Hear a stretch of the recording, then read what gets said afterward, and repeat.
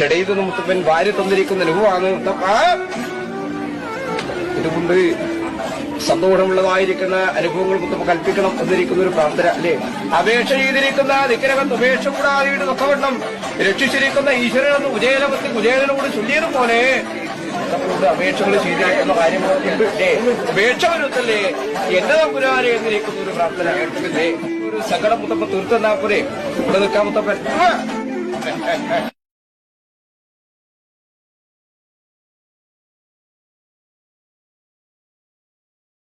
she